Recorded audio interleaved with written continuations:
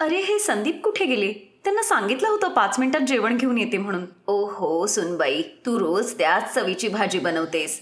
असलं खाणं बघितल्यावर तर तो ऑफिसलाच निघून जाईल ना. ही दोडक्याची भाजी तर कुणाला खायला आवडतच नाही. आई, तुम्ही मुलांसमोर जर असं बोललात ना तर ते हे खाणारच नाहीत. त्यांच्या वडिलांपेक्षा 10 पावलं पुढे आहेत ही दोन्ही मुलं. आता आठवड्यातले 7 दिवस आहेत म्हटल्यानंतर कधीतरी ही भाजी करावीच लागणार. आता आज मी जरी दोडक्याची भाजी बनवली असली तरी काल मी पनीर केलं होतं. शी, त्याला पनीर म्हणतेस तू? ते तर भांड्याला साबण राहिलेला होता म्हणून त्याच्यात दूध फाटलं आणि असल्या पनीर पासून बनलेली भाजी आम्ही खातो. तुला तर स्वतःला उठून 1 ग्लास पाण्याचा हाताने घेता येत नाही आणि बोलतोय कसा बघा. तुला कोणी सांगितलं रे हे सगळं पनीरचं? आजीनी सांगितलं मला. अजून कोण? आई, काय आई आई करतीयेस? खरंच तर सांगितलंय मी त्याला. त्या दिवशी दूध फाटलं होतं म्हणून तर तू पनीर बनवलंस ना. सोड ना बिट्टू, मला पण नाही जेवायचंय. चल आपली बस आलीये, आपण निघूया. थांबा मुलांनो, हे घ्या, हे 100 रुपये घ्या आणि शाळेतल्या कॅन्टीन मध्ये काहीतरी खा. बाबा, तुमच्या अशा वागण्यामुळेच त्यांनी घरातलं खाणं सोडून दिलंय. कारण त्यांना माहितीये आजोबांकडून आपल्याला पैसे मिळतात म्हणून. हे काय आहे वहिनी, बाबांशी असं बोलतात का? आणि काय झालं जर पैसे दिलेस तर? शाळेत खातील बिचारे. आणि तसं तर माझंही मन नाहीये ही भाजी खायला. काही हरकत नाही ग, मी आत्ता तुझ्यासाठी छोले भटुरे ऑर्डर करतो. त्या सगळ्यांचं बोलणं ऐकून अंजली तिथून निघून जाते. मग ती आपल्या मैत्रिणीला फोन लावून हे सगळं तिला सांगते. काय सांगतीयेस? अगं, आजकालच्या सुना तर शिळं अन्न सुद्धा जेवायला देत नाहीत आणि तू तर एवढं सगळं करतीयेस. तरीही त्यांचे एवढे नखरे आहेत. अगं, मी तर म्हणते तू पुढचे 3 दिवस कोणाला काही खायलाच देऊ नकोस, की सगळ्यांची डोकी ठिकाणावर येतील बघ. अगं, काही ठिकाणावर येणार नाही. यांना तेवढाच बहाणा मिळेल बाहेरून खाणं मागवायला. आणि तुला तर माहितीये त्याच्यामुळे किती पोट खराब होईल. आज हे पण काही न खाताच निघून गेलेत. आता मलाही घशाखाली घास उतरत नाहीये. अगं, पण तू का टेन्शन घेतीयेस? जीजूंना जी भाजी आवडते ती करून दे आणि ऑफिसमध्ये घेऊन जा. शिखाची ही आयडिया अंजलीला आवडते आणि ती लगेच संदीपच्या आवडीचं जेवण बनवते आणि डबा पॅक करून ऑफिसमध्ये घेऊन जाते. तिकडे संदीप आरामात कॅन्टीनचं खाणं खात होता. मी तुमच्यासाठी एवढं मेहनतीने जेवण बनवून आणलंय आणि तुम्ही हे बाहेरचं खाताय? मग काय करणार? तुझ्या टिफिनची वाट बघत मी काय उपाशी राहू? मी इतक्या प्रेमाने तुमच्या आवडीचं जेवण बनवून आणलंय, निदान हे तरी खा. अगं, आता याच्यात नवीन काय आहे? तू जी काही भाजी बनवतेस ना त्या सगळ्यात एकच मसाला असतो, त्यामुळे कळतच नाही की आपण भेंडी खातोय का पनीर. सगळ्या मित्रांसमोर अंजलीचा असा अपमान केल्यामुळे अंजली नाराज होऊन घरी येते आणि ती ठरवते की ती यापुढे स्वयंपाकच करणार नाही. त्यामुळे ती रात्रीचा स्वयंपाकही करत नाही. मग संध्याकाळी, चला तुम्ही सगळेजण तयार व्हा, आज आपण बाहेर जेवायला जाऊया. अहो, पण बाहेर जाण्यासाठी तयार व्हा, तिथे जाऊन ऑर्डर द्या, त्याच्यासाठी थांबा आणि बाबांना तर बरोबर 9 वाजता जेवायची सवय आहे. काही हरकत नाही पोरी, चांगलं खाणं खायचंय म्हणल्यावर थोडी वाट बघावीच लागणार. मग सगळे तयार होऊन रेस्टॉरंटमध्ये जातात. तिथे जाऊन सगळेजण जेवणाचा आस्वाद घेतात. तुम्ही म्हणता ना वहिनी की तुमच्या स्वयंपाकात काय कमी असते ते? आता तुम्हाला कळालं असेल ना की बाहेरच्या खाण्यामध्ये हे लोक काही चूक का नाही शोधत आहेत ते. बरं झालं पप्पा की तुम्ही आम्हाला बाहेर घेऊन आलात ते, नाहीतर आईच्या हातचं खाणं खाऊन. मग सगळ्यांची जेवण झाल्यानंतर वेटर त्यांचं बिल घेऊन येतो. अरे थांब संदीप, पैसे तू का देशील? बिल तर सुनबाई देईल. आता किचनच्या खर्चासाठी हिला पैसे मिळतातच ना. मग आजच्या दिवसाचं राशन तर वाचलंय, त्यामुळे तिलाच हे पैसे द्यायला पाहिजेत. मग अंजलीलाच पैसे द्यावे लागतात. काही वेळानंतर सगळेजण घरी येतात. मग दुसऱ्या दिवशी सकाळी, अरे नेहाने पोहे, बर्गर, गाजराचा हलवा आणि पराठे पण ऑर्डर केले आहेत. तुझ्यासाठी फ्रेंच फ्राईज पण येणार आहेत. वा, आजकाल काय सोयी सुविधा आहेत. सगळं फोनवरच ऑर्डर करता येते. हो, पण पैसे मात्र सामान घरी आल्यानंतरच देईल सुनबाई. काय, मी देणार आई? हो मग काय, तुझ्या किचनचं सामान तर वाचतंय ना. मग अशा प्रकारे रोज घरातले लोक बाहेरचं खाणं मागवायचे आणि त्याचं बिल मात्र अंजलीला द्यावं लागायचं. आणि अशा प्रकारे महिन्याभरासाठी लागणारे ते पैसे 10 दिवसातच संपून जातात. मग एक दिवस, बास, आता हे पॅकिंग कोणीही उघडणार नाही. याचं बिल देण्यासाठी माझ्याकडे पैसे नाहीयेत. अगं 20,000 रुपये देतो मी तुला दर महिन्याला आणि या घरातल्यांच्या खाण्याची जबाबदारी तर तुझ्यावरच आहे ना. आणि घरच्या बाईने या दिलेल्या पैशातूनच आपला खर्च भागवून घरातला सगळा जमा खर्च बघायचा असतो. अच्छा, असं आहे तर ठीक आहे. मग यापुढे आता मी सामान भरणार नाही आणि यापुढे जे काही खाणं येईल ते बाहेरूनच येईल. पण ते तुम्ही ऑर्डर करणार नाही, ते मी करणार. फक्त तुम्ही हे सांगायचं की कोणाला काय खायचंय ते. आता सुनबाई खाणं ऑर्डर तर करते, पण ती ते एका ठेल्यावरून मागवते. या ताईसाहेब, माझ्या ठेल्यावर तुमचं स्वागत आहे. हे शाही पनीर कसं दिलं? हे ना, हे 100 रुपयाची फुल प्लेट आहे. अरे वा, हे तर खूपच चांगलं झालं. अंजली दम आलू आणि शाही पनीर घेऊन घरी येते. येताना काही रोटी सुद्धा घेऊन येते. मग जाणून बोजून त्या 4 रोटी ती गॅसवर जाळते. स्वतःच्या प्लेटमध्ये ती आधीच 3 रोटी ठेवते. अरे, यातल्या रोट्या तर जळूनच गेल्यात. आता खायला किती उरणार आहेत? अगं सुनबाई, तू जास्त रोटी मागवू शकत नव्हतीस का? अहो आई, तुम्ही ज्या रेस्टॉरंट मधून खाणं मागवता मी तिथूनच हे खाणं मागवलंय. आज त्यांच्याकडे पार्टी होती, त्याच्यामुळे त्यांनी एवढ्याच रोट्या दिल्या आज. आता मला काय माहिती या रोट्या जळलेल्या असतील म्हणून. आता तुम्हाला याच्यातच ऍडजस्ट करावं लागेल, कारण माझ्या केलेल्या पोळ्या तुम्हाला आवडत नाहीत ना. मग सगळ्यांना त्याच खाण्यामध्ये ऍडजस्ट करावं लागतं. दुसऱ्या दिवशी अंजली पुन्हा त्याच ठेलेवाल्याला फोन करते आणि त्याच्याकडचं स्वस्त खाणं मागवते. अशा प्रकारे काही दिवस निघून गेले. आता ठेल्यावरचं खाणं कसं असतं हे तर तुम्हा सगळ्यांना माहितीच आहे. वा सुनबाई, काय खाणं ऑर्डर केलेस तू? अगदी मजा आली बघ. काय झालं बाबा? मला वाटतं पोटात माझ्या गॅस झालाय बहुतेक. पोट जरा दुखतंय माझं. गोळी घेतो, बरं वाटेल. पण त्यांना हे कळत नव्हतं की रोज रोज बाहेरचं खाणं खाल्ल्यामुळे त्यांना हा त्रास होतोय. मग एक दिवस अंजली आदल्या दिवशीची शिळी भाजी फ्रीजमधून काढते आणि तीच भाजी गरम करून सगळ्यांना जेवणासाठी वाढायला जाते आणि सगळ्यांना सांगते की ही भाजी बाहेरून ऑर्डर केलीये. अगं, आजच्या खाण्याचा असा वास का येतोय? मला वाटतं ही भाजी त्यांनी खराबच दिली आज. हो आई, तसं असू शकतं. आता कळतं ना की अंजलीला खाणं बनवायला किती वेळ लागतो ते. पण बाहेरून तर 15 मिनिटातच येतं. एक दिवस सगळेजण टीव्ही बघायला बसले होते तेव्हा सर्व नागरिकांना विनंती आहे की त्यांनी बाहेरचं खाणं खाऊ नये.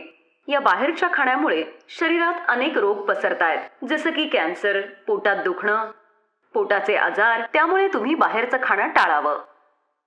अंजली हे सगळं आनंदाने बघत होती, कारण हा तिचाच प्लॅन होता. हे बघून सगळेजण खूप घाबरतात आणि मग तिचे सासरे म्हणतात, हे सगळं खाणं माझ्या डोळ्यासमोरून हलवा. मला अजून भरपूर जगायचंय. सुनबाई, तू किचन मध्ये जा आणि तुझ्या हाताने बनवलेला स्वयंपाक आम्हाला दे. हो अंजली, आजपासून आम्ही तुझ्याच हातचं खाणं खाऊ. अंजलीच्या प्लॅनने काम केलं आणि आता सगळ्यांनी बाहेरचं खाणं बंद केलं आणि आता कुठलीही चूक न काढता ते तिच्या हातचा स्वयंपाक खायचे.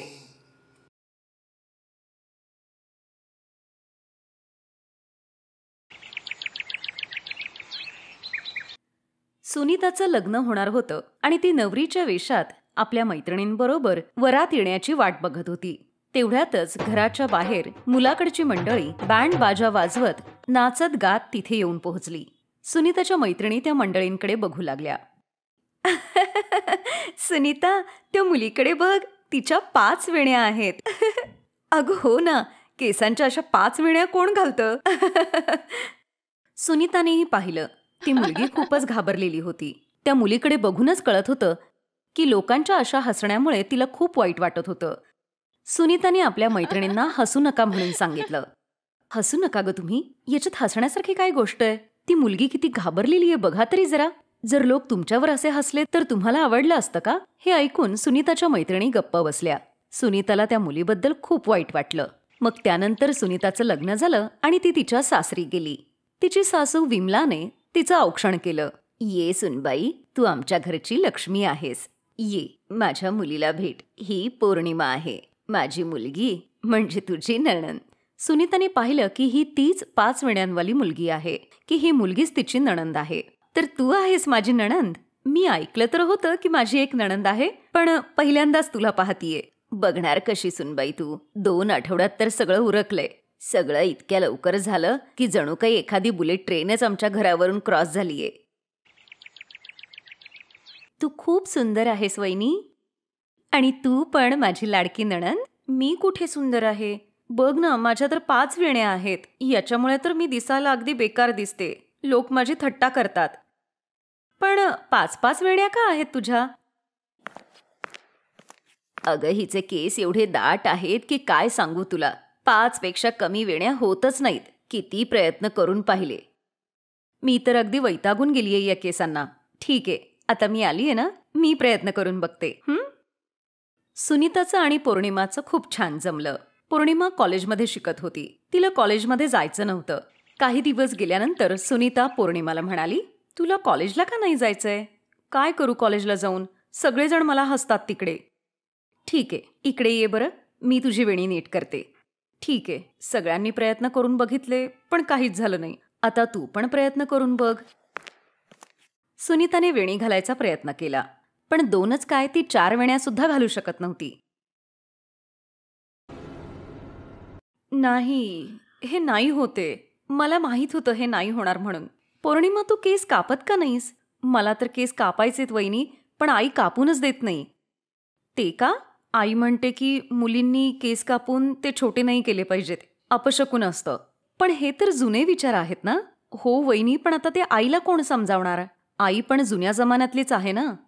सुनीताकडे बोलायला अजून काहीच नव्हतं. ती गप्प बसली. काही वेळानंतर सुनीताने पौर्णिमाला विचारलं, पौर्णिमा, तुला काय बनायचंय? तू काही विचार केलायस? मला खरं तर मॉडेल बनायचं होतं वहिनी, पण आता वाटतंय लग्न करून मला संसारच करावा लागेल. ते का? या वेण्यांमुळे? अशा 5 वेण्या असलेल्या मुलीला कोण बनवणार मॉडेल? कोण कशाला चान्स देईल मला? लोकांना हसवण्यासाठी? असं बोलता बोलता पौर्णिमाच्या डोळ्यात पाणी येतं. ती पुढे काही बोलूच शकली नाही. सुनीताला पौर्णिमाचं दुःख समजलं. खरंच पौर्णिमा खूप दुःखी आहे. ती या वेण्यांमुळे स्वतःचं स्वप्न पूर्ण करू शकत नाहीये. मी तिच्या जागी असते तर मीही अशीच दुःखी झाले असते. सुनीता हा विचार करतच होती, तेवढ्यात तिचा नवरा मोहन तिथे आला. त्याच्याकडे बघून असं वाटत होतं की काहीतरी विचित्र घडले. विमला पण आपल्या खोलीमधून बाहेर येते. काय झालं मोहन? तू आत्ता यावेळी कसा आलास?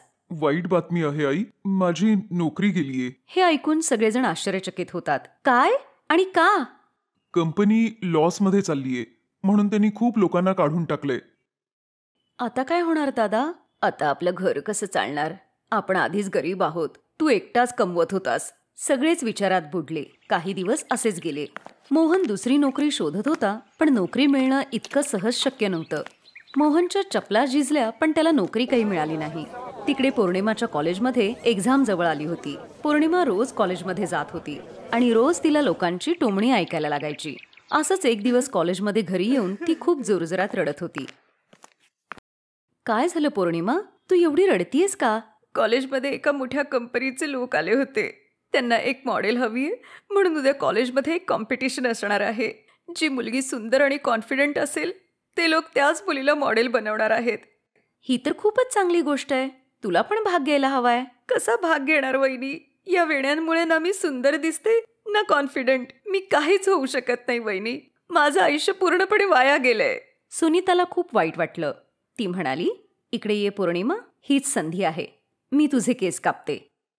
पण आई रागवेल. जेव्हा तू मॉडेल बनून परत येशील तेव्हा सगळा राग शांत होईल. पण आज मी राहू कुठे? आई तर मला बघेलच ना. मी तुला घेऊन माहेरी जाईन. सुनीताने पौर्णिमाचे केस कापले. पौर्णिमा आता खूप छान दिसत होती. तिचा कॉन्फिडन्सही परत आला होता. सुनीता तिला घेऊन माहेरी निघून गेली आणि दुसऱ्या दिवशी ती कॉलेजलाही घेऊन गेली. पौर्णिमाला कोणी ओळखूच शकलं नाही. मुलं तर तिच्याकडे पाहतच राहिली. मुलींचं तर तोंडच बंद झालं आणि त्या तिच्यावर जळू लागल्या. पौर्णिमा खूप खुश झाली. तिने कॉम्पिटिशनमध्ये भाग घेतला आणि ती जिंकली सुद्धा. तिला खूप सारे पैसे मिळाले आणि एक मॉडेलचं कामही मिळालं. तिला दर महिन्याला 1,00,000 रुपये मिळणार होते. हे काय केलंस तू? केस का कापलेस? हा अपशकुन आहे. कसला अपशकुन आई? केस कापल्यामुळे तर घरात पैसे आलेत. मग तर ही चांगली गोष्ट झालीये ना. सुनीताने सगळं काही सांगितलं. महिन्याला 1,00,000 मिळणार हे ऐकून मोहन आणि त्याची आई खुश झाले. पौर्णिमाचं स्वप्न पूर्ण झालं आणि सगळेजण अगदी आनंदाने राहू लागले. Best buddies. हॅलो मित्रांनो, हा व्हिडिओ पाहिल्याबद्दल धन्यवाद. जर तुम्हाला हा व्हिडिओ आवडला असेल तर कृपया लाईक, सबस्क्राईब आणि कमेंट नक्की करा. आणि हो, शेअर करायला पण विसरू नका. अजून असेच मजेदार व्हिडिओ पाहण्यासाठी खाली दिलेल्या घंटीला दाबा. बघत रहा बेस्ट बडीज.